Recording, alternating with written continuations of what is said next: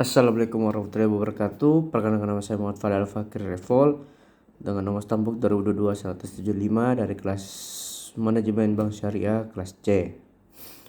Jadi kali ini saya akan menjelaskan kembali tentang materi hari ini, yang dimana memahami konsep dasar bank syariah. Oke. Jadi bank syariah adalah lembaga keuangan yang beroperasi berdasarkan prinsip-prinsip hukum Islam, bukan hanya mencari keuntungan finansial tapi juga mencapai kemaslahatan atau kebaikan bagi umat.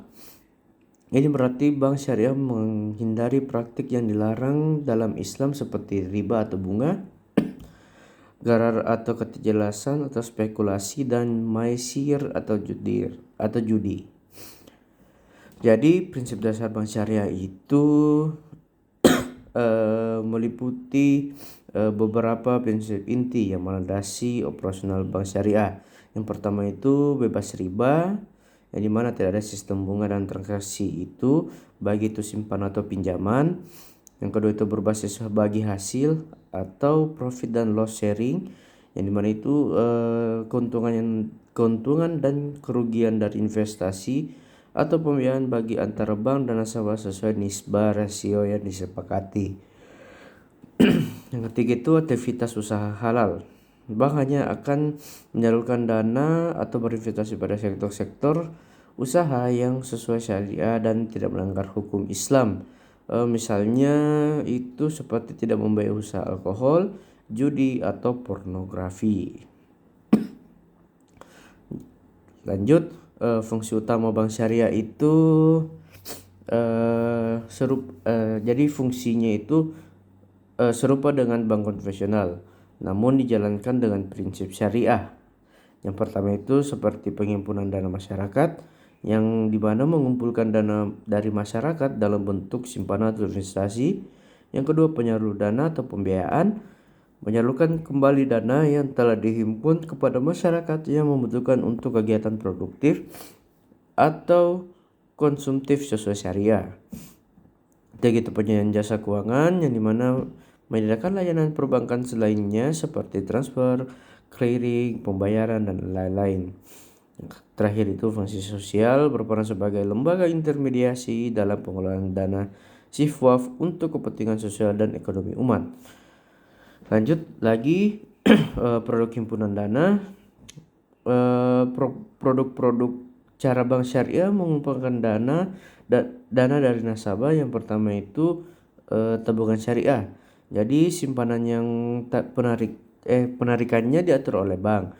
Umumnya menggunakan akad wadiah atau titipan, di mana bank bisa memberikan bonus sukarela, atau akad mudharabah atau bagi hasil, di mana nasabah dapat mendapat bagi hasil dari pengelolaan dana.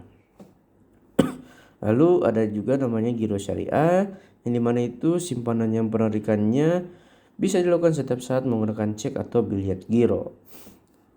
Selanjutnya itu deposito syariah, yang dimana simpanan berjangka yang penarikannya hanya bisa dilakukan setelah jangka waktu tertentu. Lanjut lagi kita ke produk-produk dana. Jadi produk-produk ini adalah cara bank syariah menyalurkan dana dalam investasi bentuk biayaan. Yang pertama itu murabahah atau jual beli. Jadi bank membeli barang yang dibutuhkan nasabah, misalnya kayak rumah, kendaraan, lalu menjualnya kembali kepada nasabah dengan harga yang disepakati atau pokok tanpa margin keuntungan, secara tunai atau cicilan. Kedua itu musyarakah atau kemitraan atau kerjasama. Jadi bank dan nasabah bersama-sama menyuntikkan modal dalam suatu usaha. Mudharabah atau bagi hasil, yang dimana bank memberikan modal penuh kepada nasabah untuk dikelola dalam usaha. Yaitu ijarah atau sewa, yang dimana bank menyewakan aset kepada nasabah untuk jangka waktu tertentu dengan pembayaran sewa. Yaitu ada atau pinjaman kebaikan, yang dimana pinjaman tanpa imbalan apapun atau bunga bagi hasil, murni untuk membantu nasabah yang membutuhkan dan wajib mengembalikan pokoknya. Selanjutnya sistem bagi hasil versus bunga. Jadi perbedaan kunci antara bank syariah dan konvensional itu yang pertama sistem bunga atau bank konvensional di mana imbalan atau bunga atas pinjaman atau simpanan sudah ditetapkan di awal dan bersifat tetap tanpa memandang kinerja usaha atau keuntungan yang diperoleh. Yang kedua itu sistem bagi hasil bank syariah. Imbalan berupa bagi hasil dari keuntungan real usaha untuk investasi yang dilakukan. Selanjutnya pengawasan dan tata kelola. Bank syariah memiliki lapisan pengawasan tambahan. Jadi yang pertama itu Dewan Pengawasan Syariah atau DPS. Ini adalah sebagai badan independen yang terdiri dari para ulama atau ahli syariah. Tugas utamanya itu memastikan bahwa semua operasional, produk, dan layanan bank syariah senantiasa sesuai dengan prinsip dan fatwa syariah. Yang kedua ada regulasi Bank Indonesia atau Otoritas Jasa Keuangan atau yang bisa dibilang OJK. Jadi bank syariah juga tunduk kepada regulasi perbankan, umumnya dikeluarkan oleh Bank Indonesia dan Otoritas Jasa Keuangan atau disebut OJK, layaknya bank konvensional. Yang ketiga ada audit syariah. Selain audit keuangan, bank syariah juga menjalani audit syariah untuk memastikan kepatuhan terhadap prinsip Islam. Selanjutnya tantangan dan peluang bank syariah. Jadi tantangannya itu literasi keuangan syariah masih banyak masyarakat yang belum sepenuhnya memahami konsep dan keunggulan bank syariah, sehingga perlu edukatif yang lebih masif. Persaingan dengan bank konvensional. Bank konvensional itu memiliki pangsa pasar yang lebih besar dan infrastruktur yang sudah mapan. Inovasi produk, kebutuhan untuk terus berinovasi dalam produk layanan agar relevan dengan perkembangan zaman tanpa melanggar prinsip syariah. Peluangnya yaitu populasi muslim yang besar.